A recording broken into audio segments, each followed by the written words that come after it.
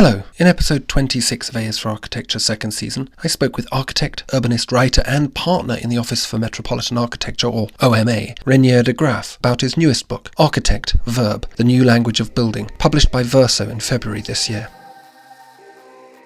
Although architects write manifestos, I think architecture is ultimately not a discipline of manifestos. Architecture is a marvel of the operational. If I think there is one thing incredibly beautiful about architecture is that it can mediate opposing interests, get a physical result in a force field with often very incompatible interests, and somehow through kind of certain acrobatic maneuvers arrive at something good, even in the most flawed and compromised conditions. A is for Architecture, a podcast about architecture, buildings, urban culture and space. Hello again to A is for Architecture. I'm talking today to Reinier de Graaf, who's an architect, provocateur perhaps, an urbanist, a theorist, designer and a writer, amongst many other things. Reinier, is that a fair summing up of who or what you are? Well, apart from the provocateur bit, maybe, I think my books are colossal monuments to the obvious in some ways. Uh-huh. What do you mean by that?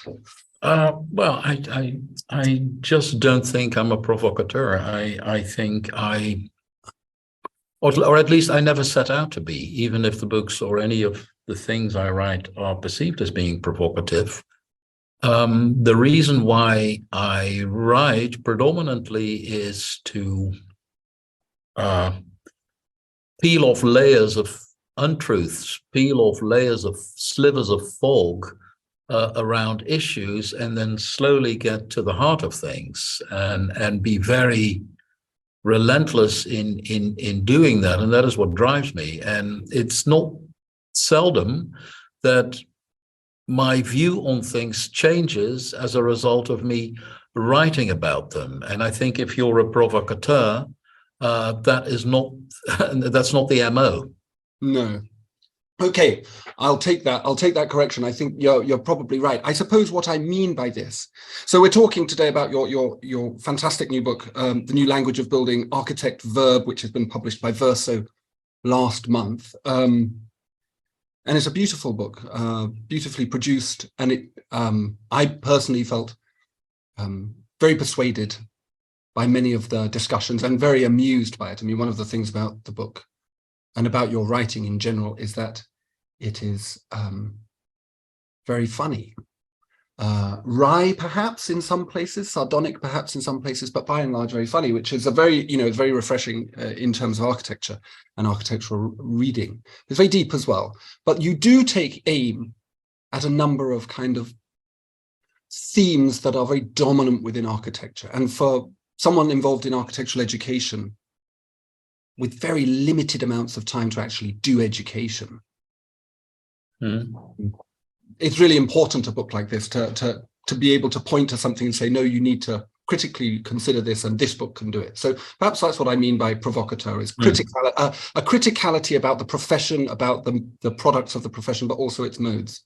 Yeah, and a criticality about prevailing truths, or about things presumed to be true, often in the absence of any historic consciousness.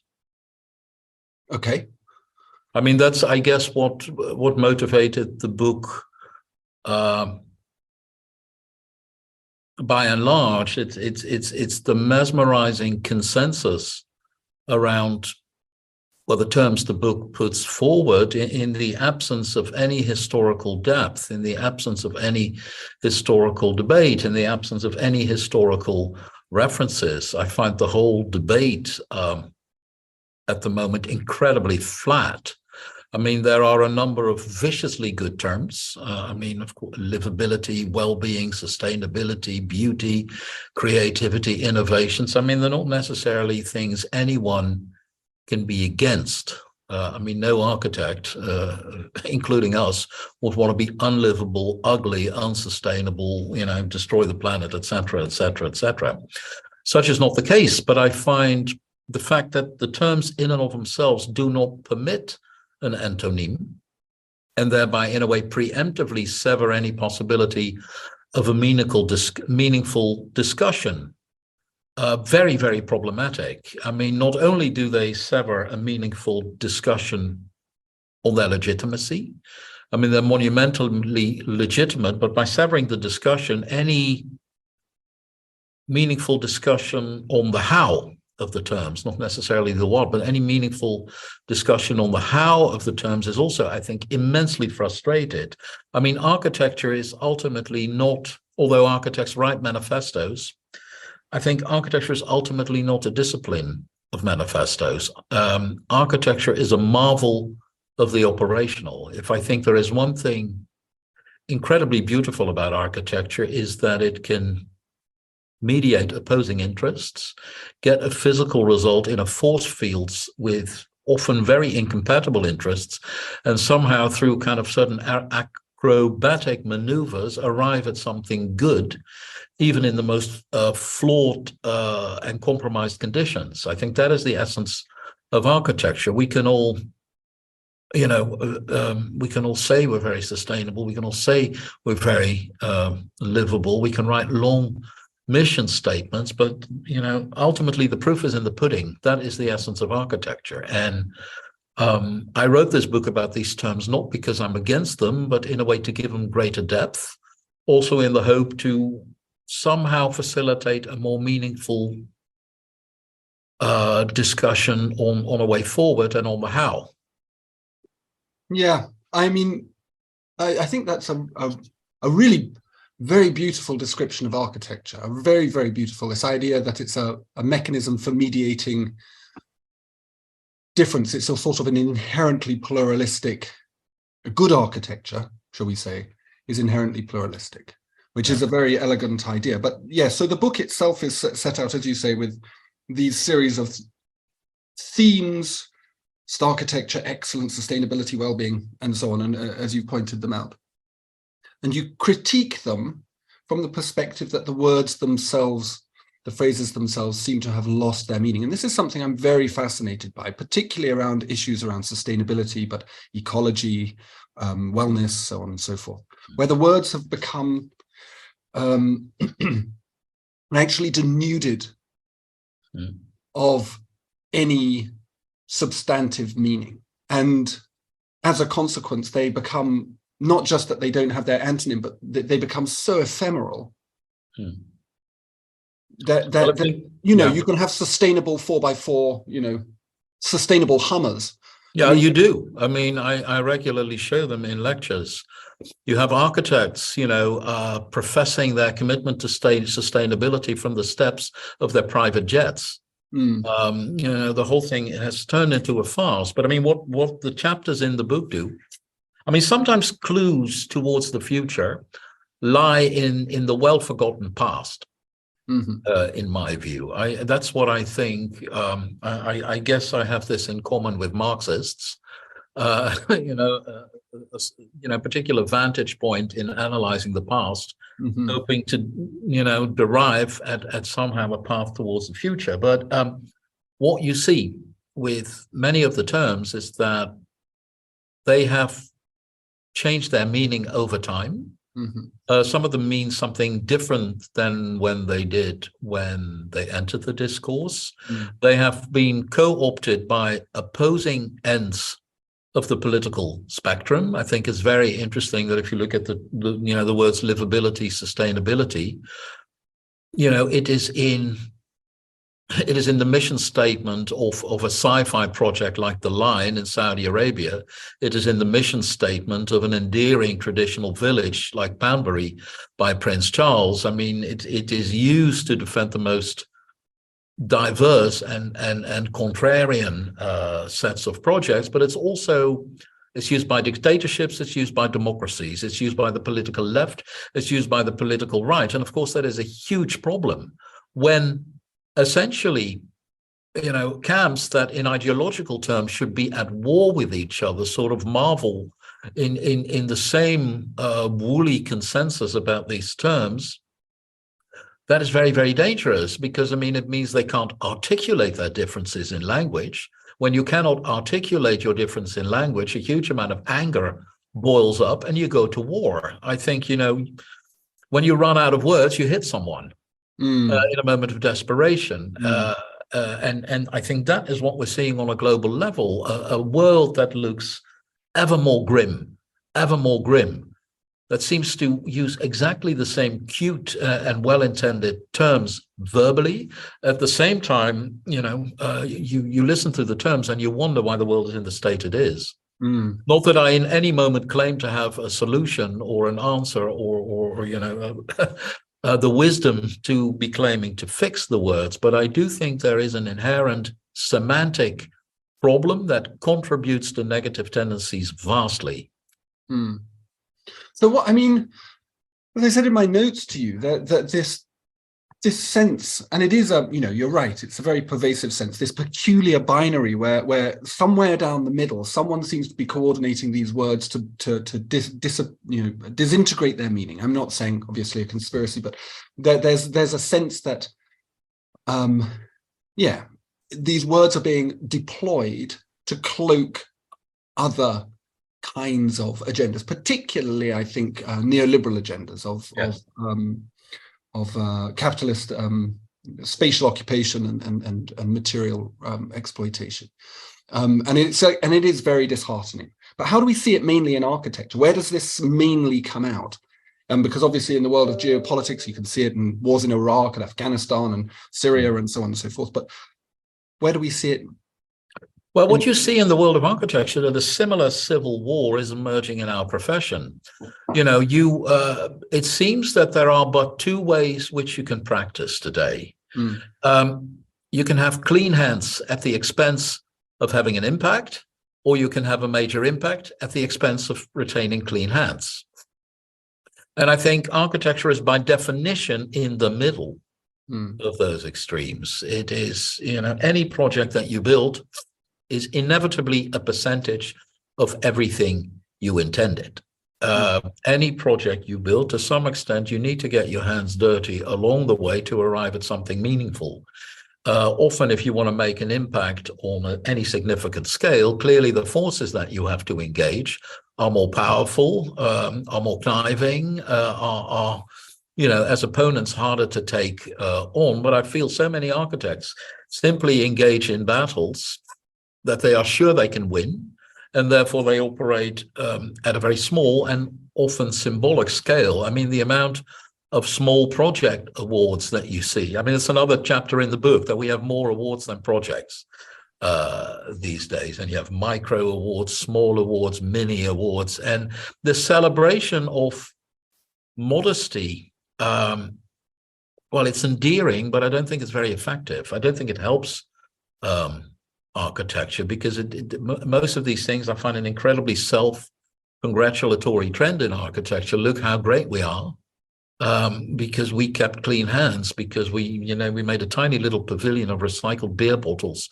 at a cultural venues where people who think exactly the same way we think come and marvel at them. And on the other hand, there are big practices who are very cynical and who seem to have given up much of their ideology in terms of, this is not what the client wants. And this is the sort of two flavors that you have. And we're in the middle, but by being in the middle, people like us and our firm are actually in the margin. When the opposing ends of the spectrum equally acquire such momentum, the middle is in the margins. Mm-hmm. And you see that the oppositions in society, you see that pan out, but you even see that to some extent pan out in my profession, and that is actually exactly that mechanism is what I intend to write a next book about. Yeah, the Civil War, tearing apart my profession, and in the end, a profession, when it engages in a sort of an internal civil war, it'll cannibalize itself. And I don't think that's good. No, it's certain. No, I don't think it is good, because as your book, whilst it takes a very critical and perhaps skeptical approach to certain aspects of architecture, is definitely applying to the beauty of the industry, to this idea of its possibilities and its I think the role of the architect. Yeah, I think Paul Finch wrote that in a review of the first book. Yeah. The cynic is nothing but a frustrated romantic, I think he said. And I write out of love for architecture. Mm. I think the critical, cynical, relativizing tone is often mistaken for a lack of love or a kind of form of self-hatred, but that's not the case. I love architecture immensely. Yeah. And in even in doing projects, wherever, whatever, I lose a lot of sleep over seeing them compromised. Mm. I mean, this is torture, and it's a torture I suffer almost on a daily basis. But I love my profession, and all of my books are, even Four Walls and a Roof, which took the piss out of myths cultivated by architects. Even that book was written from a sincere love for the profession. Mm. I want to come back to this idea that you talked about, particularly around awards, but the scale of the way that architecture operates, and when you were talking about awards and you were talking about competitions as well in the book, and you talked about certain architects who wouldn't compete if they weren't definitely going to win or in the shortlist or something like that. And so architecture becomes very narrow in this way. It sort of becomes something that lacks a scope and lacks a vision. Is that an aspect of what we're talking about? That architecture has become, well, very insular. It's become fixated on this culture war, so it's fighting itself, and it doesn't actually sit within a broader ethical framework which gives it the capacity to start thinking very big, globally. Well, I think it sits in a broader ethical framework, almost by definition. I mean, architecture without context is meaningless, and architecture without a certain engaging and partnership with its context is also meaningless. But I mean, in any partnership, of course, the fundamental risk is who has the 51%. Mm. And and with any relationship, any engagement, you open yourself up, for being told what to do, just as while you're trying to tell other people what to do. But I think it's in that architecture finds meaning. I think architecture tends to be very insular, and architecture in this day tends to be very insular in the plural. I think you even find insuls inside the architectural profession, as in society in general, of people choosing to talk to other people who think exactly like them. It's interesting. I had a launch the day before yesterday at a Dutch venue in Amsterdam, which used to be a real palace of debate, where where the most abject opinions, people from either end of the political spectrum had a home and debated each other. And over the years, and I remember it was that way when I launched my first book, which was 6 years ago. In the course of that 6 years, that whole center of debate is merely a center where the same mantras of the group who then apparently dominates it are being repeated. I mean, its whole program is a nauseating repetition of the same kind of issues, where it's very, very clear for whom that place is, and it used to be really a place for everybody. And this you see happening on the whole. And I think the lack of historical awareness and the lack of the depth of issues contributes to that. We live in an enormously amnesic times. I had this thought 2 days ago as well. I was listening to a woman talking about witches, and I thought this it was a little another one. Exactly the reason I was laughing earlier, exactly as you described, tiny little projects made out of recycled bottles, which are, as you say, have clean hands, but at the same time make these vast claims about their meaning. And this is the other side of it. So, and I think that's a kind of interesting paradox, is that these giant projects that are going on, like this hellscape that they're building in the Middle East, this 100-kilometer long city, which is probably just a tax haven, let's be honest, is they make no claims. Other than saying the most. They also make the same claims as the small projects. They make the same vast claims, but they are vast. But both trajectories seem sort of doomed in their own right. Yeah. But that's very true. I'm writing along while you're talking because you're giving me a number of good sound bites. Thank you. But the way that the book is very robust. It's not an academic book. It's not footnoted in the same way that an academic book would be written, which is a great relief for me. Well, the footnotes are at the end. Yeah, end notes. Which I always enjoy when I read books. Yeah. No, it's just that there's I mean, it's obviously very referenced, but the thing that struck me a lot reading it, and perhaps this is perhaps there's a background to this. The book is incredibly data rich. It's very, very evidenced. So it's not, as I said at the beginning, it's not just a kind of shot across the bows for the profession, but it's actually a sort of evidenced thing. But you also make this point that that sort of isn't enough in terms of what we as architects try and do, and obviously OMA preeminent at this, of making buildings with meaning.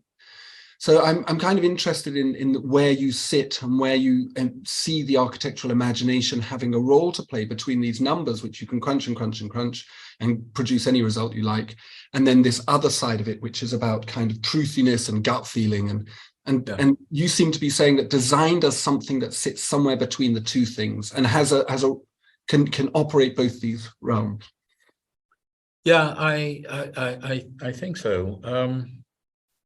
The problem with the terms listed in the book is that they're all accompanied by very elaborate point systems, measurement systems. They all have subcategories. They all have supposed scores of these subcategories. So and many of I took the terms intentionally because the terms feature very prominently, for instance, in European tenders.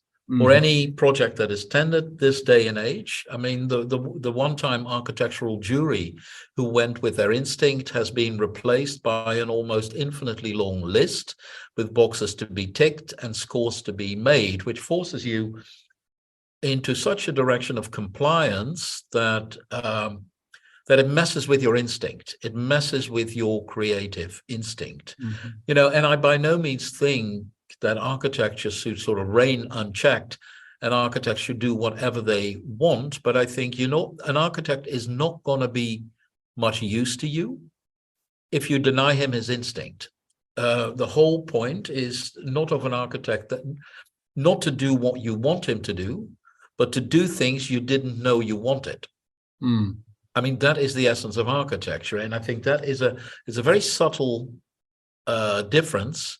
And if you eradicate that subtle difference, I think there's almost no point in having architecture, because then the next step is that you have AI. Sort of you feed in all the boxes to tick, then they will generate buildings, and I will predict that those buildings will be incredibly predictable, that those buildings will reinforce all of man's prejudices to almost caricatural level. You already see this where AI is being deployed in airports, that it wonderfully replicates the same racial prejudices that the human security guards have. It's not going to get you to the promised land. I think architecture is about a leap of faith. Architecture, in its most profoundly creative moments, it inhabits that domain that Nietzsche called jenseits von Gut und Böse, beyond good and evil. I mean, there is on anybody who's ever designed a building, anybody who's ever felt the creative joy of a creative process, they all recognize this moment that at one of the most important things, that you have a very good idea, that at the moment you have it, you really don't know if you've gone totally crazy or you've just done something utterly profound. And it is that by which you pursue truth. It is that by which you further knowledge, because that is an insight. You don't know, you can't plan an insight. An insight happens along the way of you pursuing something else. Just as writing can compel you to different conclusions at the end of the writing than you had at the beginning. It's the same creative pursuit of truth you didn't know existed. And I worry immensely what all of this, this endless risk aversions, this endless system of compliance, whether it's really going to get us anywhere, even in relation to the major problems that face us. I don't think the conservative government prescribing legally anchoring the phenomenon of beauty is going to solve the housing crisis. In fact, I think it's going to continue it. It's going to perpetuate it because it's going to prescribe the same old ideas, which are obviously not capable of solving the housing crisis at the moment. It is very, sorry to rabbit on, but... no, not at all. It's wonderful. In my first book, there was a chapter called Architectuur ohne Eigenschaften, architecture without properties. And it was about the moment in the mid-50s, after Stalin died. The Soviet Union and all of East Germany obviously had an incredible housing shortage as a result of World War II. And Khrushchev took over. And Khrushchev, with members of the German Bauhaus, founded in 1919, devised this system of prefabrication. He dismissed the ornamental style of sugar cake style of Stalin in the name of speed, besser, billiger, schneller, better, cheaper, faster. And he unleashed a whole wave of architecture, which was in the end followed in the West as well, because I mean they were facing the same destruction in Western Europe as in Eastern Europe, and that would never have happened had Stalin, with his predefined notion of his narrow-minded definition of beauty, had lived longer. And I talk of Stalin also to indicate what kind of company the conservative government is in. I think you might be right, but no, it is a fascinating idea. The words that you pick on, though, they're words that not only have permeated the rhetoric of architectural tendering and architectural practice, they've absolutely filled academia, and this process of tendering has. Likewise, just in academia, when you're going for grants to write poxy little papers, I'm 7 or 8 years ago, I helped write a bid for a grant for nearly £200,000 on North European tenement housing in Berlin, Vienna, and Glasgow, the principal cities. And it was about 8 pages long. I write an 8-page application now to get £10,000. And I also have to provide GDPR statements, and then there's this other hilarious thing, which is that you go to then engage with community participants, and you have to read to them, and they might be just passers-by in the street. You have to read to them this great document about their legal rights to accessing this data and how long you'll keep it, by which time, of course, they hate you. And their answers are appalling, or they just walk off. So yeah, this kind of bureaucratization of the imagination of architects is very, very interesting, because it does, as you say, I think, limit. It's sort of it's an act of lack of trust in a way, isn't it? Yes. I mean, what architects in the name of averting doom. I think many processes have become so risk averse in an effort to objectify things. And of course, in eliminating subjectivity from architecture, you're not going to have very much. No. Or eliminating subjectivity on the whole as a concept, not just among architects, but among people. That is so incredibly dangerous, because, I mean, that is Aldous Huxley's Brave New World. That is George Orwell's 1984. And that seems to emerge this day, and while in their books, The Source of Oppression, was very clear. I think the alarming and scary thing today is that the source of oppression is totally obfuscated. We don't know it. We all participate in it, and we are all victims and perpetrators of the same thing all at once, which will make it, any notion of a revolution becomes impossible when the source of oppression is invisible, is unidentifiable. And I am mesmerized to see. I'm mesmerized to see supposedly progressive, modern, enlightened professionals and practices co-opt the terminology and repeat them almost like religious mantra, like the Lutheran positions put on the church wall, and that's what it sounds like to me. And you wonder why. Yeah. Why? It is evidently so difficult, if not impossible, to resist this trend.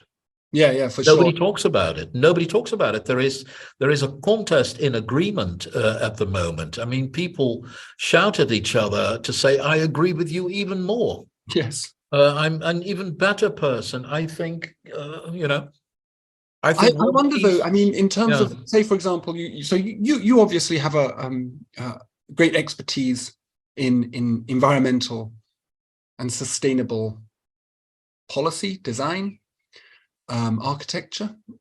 You have a number of leading roles within Europe and in relation to the European Union in this as well, don't you? Yeah. Yes. But we have in architecture schools systematized this down to thinking about things like orientation, north-facing versus south-facing windows, triple glazing, argon-filled triple glazing, brise soleil, a series of motifs that we apply, and if it's applied, then it constitutes a moral, not good architecture, but a moral architecture. Yeah. And I think that's a fascinating jump that's happened with the particular. So I'm interested in how you square this circle with this kind of sustainability, which seems to have a moral kind of tenor to it. Yeah, well, I think, the moral and the good are not necessarily different. Wittgenstein argued that ethics and aesthetics were in fact the same thing, but I think that is not the discussion.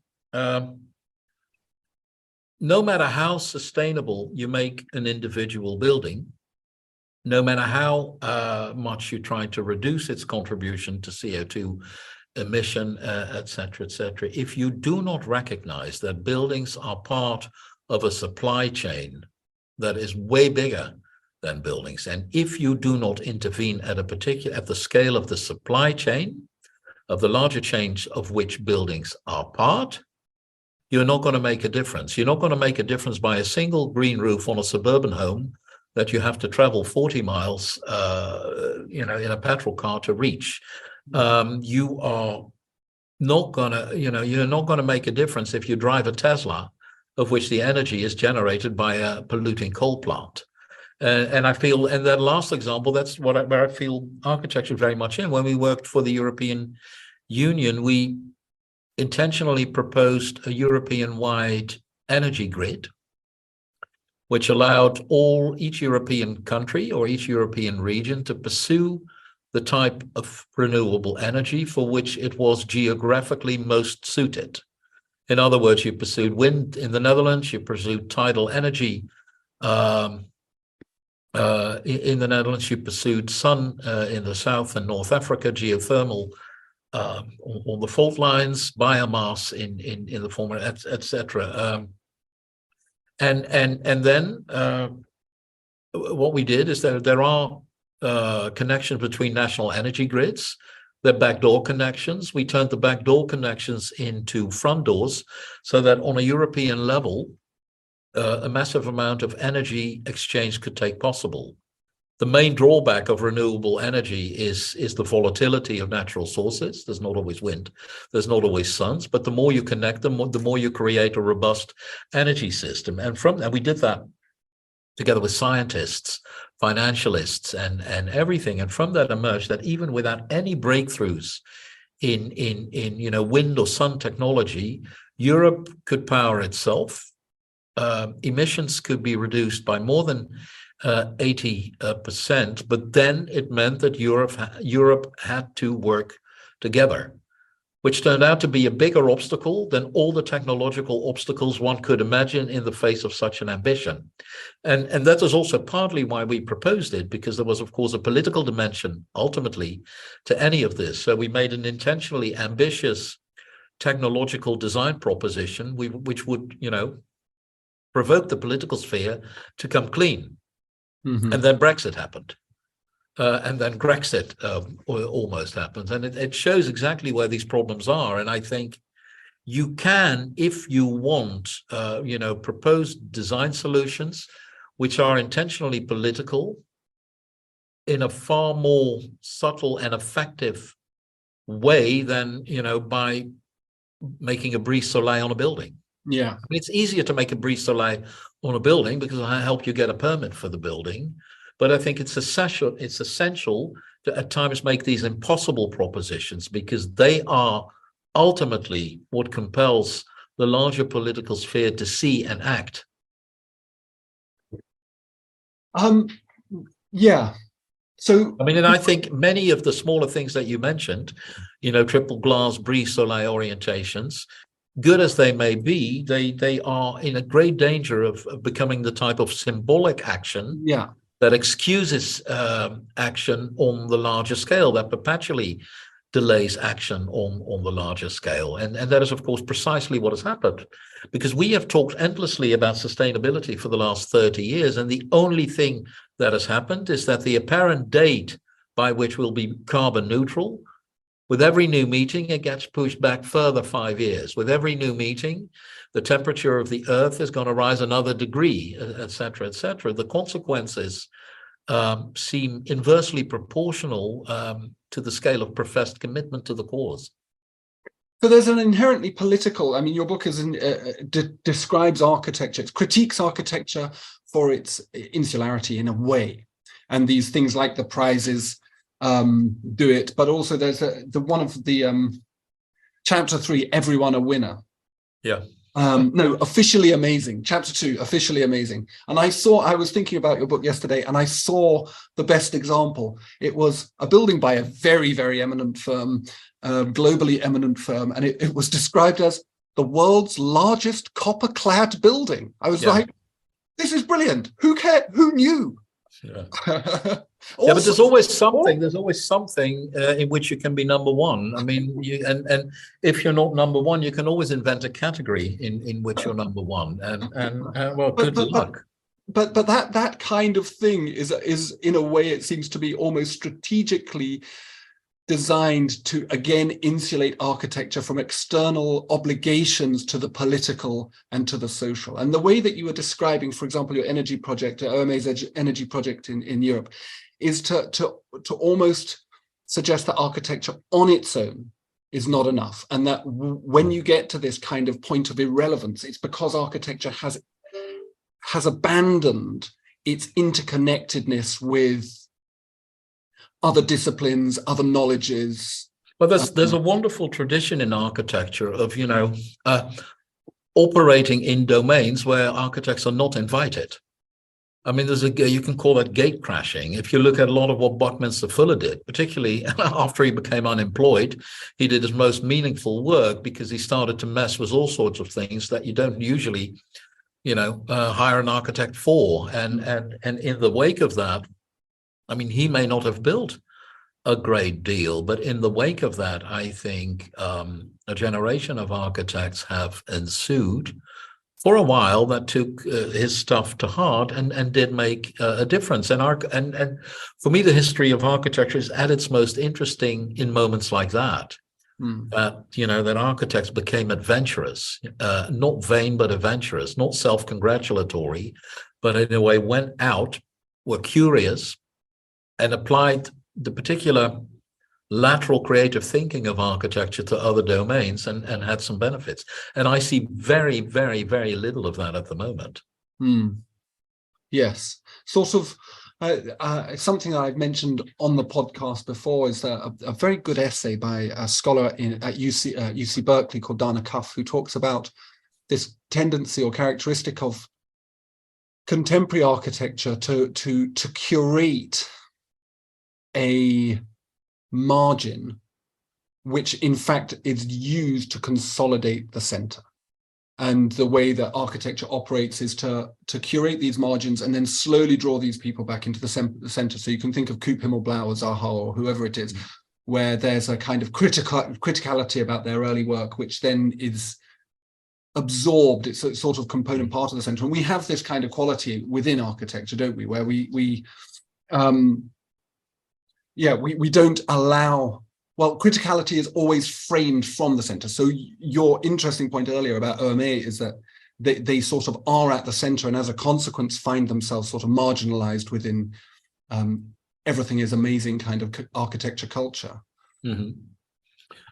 Or neutralized in some extent, because then it's the spectacle value that you bring rather than the messages that you bring or the ideology or ideas that you bring. And I think that has, of course, happened a lot.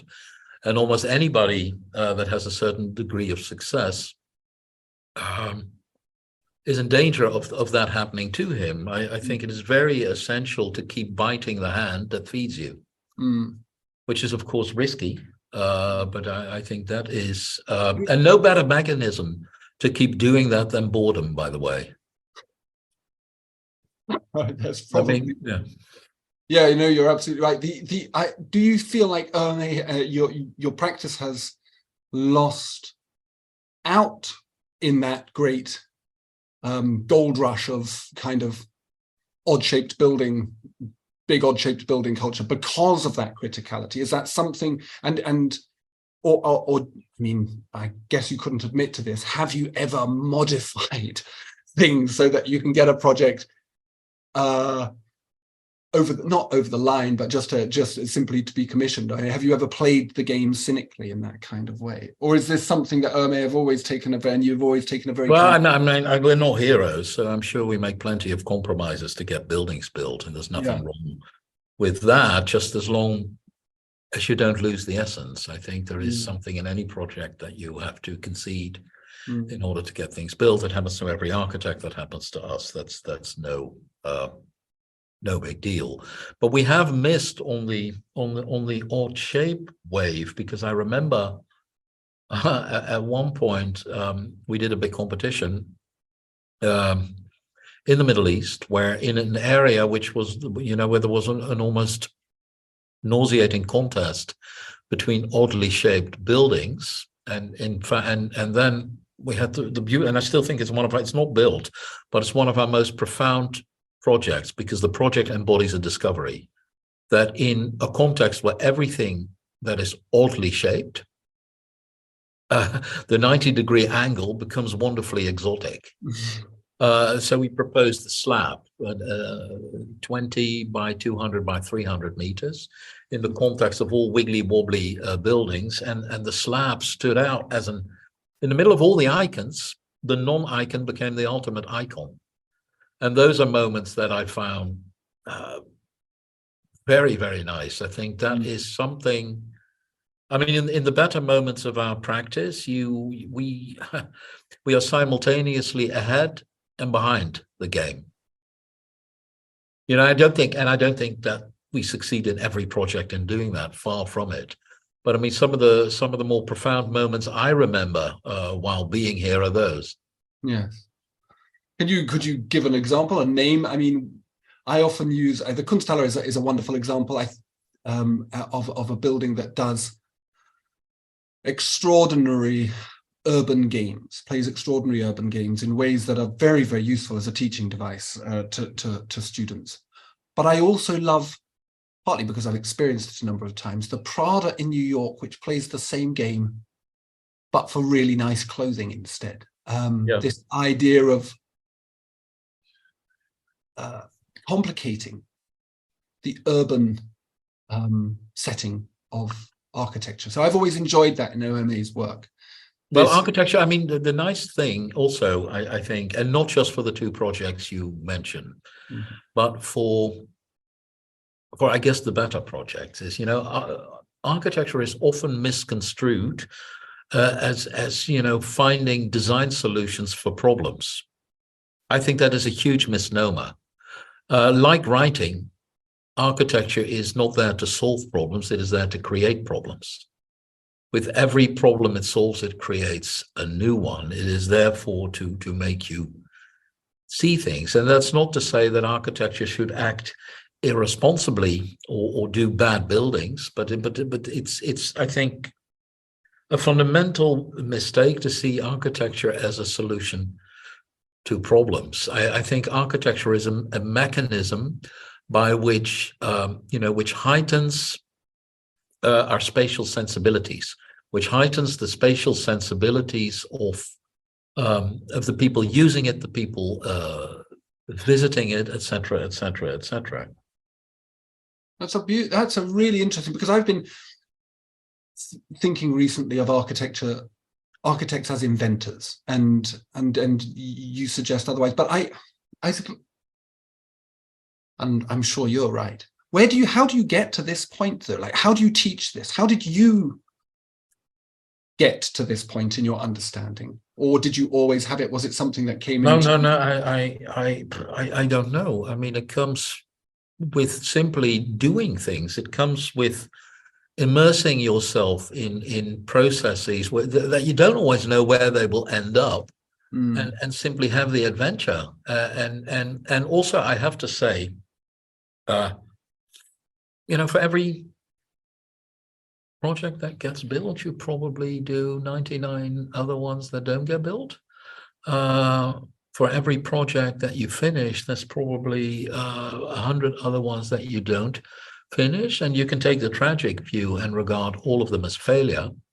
But it's often in the failures that I have acquired most insights. I think it's very interesting. Look at SMLXL, the book about Omar from 1995. The vast majority of projects in that have remained unbuilt. There is an enormous amount of lost competitions that feature in that book. Nevertheless, they have become an essential part of the canon of architecture. In the strictest terms, they're failures, because we lost. And even if we won, we didn't get them built, because then there was another form of intrigue, etc., etc., etc. But one of the most profoundly educational books for a whole generation of architecture, giving ideas, examples, is that book, which is essentially a massive repository of failure. And only once you sort of, and of course, we all want to be successful, etc. That is that's an inner drive that we have. But I mean, I think you can probably only really be successful if you're not very successful at some point. You can only win if you learn to lose properly. And that is, so I don't know how I teach. I normally tend to speak my mind on things and be quite candid. I tend to use candor as an instrument, both to teach, but also as a way of persuading clients. And that always helps, because it means that the good clients who are receptive to that keep coming back. And, bad clients, you do a one-off, if at all, and you simply live with that. And I think that's, and the problem with, the terms written in this book is that they are somehow the exact opposite of candor. Yes. And that they're a kiss of death to any form of candor. They are that. I like the fact that in your own design work, you work at vast scales. And you also write. And I'm kind of interested in what that feels like as a practitioner, to be both highly theoretical and working at this very intimate scale of the book and of the writing, and of expressing, as you say, this candid story that you tell, which is passionate and very humorous. But then you go and design airports in Qatar, and that I find fascinating. But why? Because it's you can only write about something when you actually do it. I mean, the standard advice given to any writer, even fiction writers, is write about what you know, which inherently makes all fiction non-fiction or anonymized non-fiction. So I think that the two go hand in hand very well. I mean, I must confess, I mean, I always enjoyed writing, even well before I studied architecture. At secondary school as a teenager, I enjoyed writing, and I enjoy language in general very, very much. And I mean, I used to write, competition text about project for the longest time in the office. And at a certain moment, I started to write columns. Then somebody read the columns, proposed to make a book out of them. Then I had a book, and then I guess I morphed into somebody who wrote books. But the torture that you go through in writing books is the same torture that you go through in designing projects, big or small. It's saying, you change something, then something else changes. When something else changes, then something else changes. So it's a permanent kind of juggling act to keep anything together, to keep anything cohesive, etc. So I recognize, I mean, it brings similar joy, it brings similar anxieties. Beautiful. Well, thank you very much. Reinier, that was a wonderful conversation, and I really appreciate it. Thank you. Phew. Thank you to Reinier for joining me on the show, and to OMA's PR and legal teams for getting it all straight beforehand. Thanks to Verso for the book. There are links to it in the podcast description, and to Reinier's OMA profile too.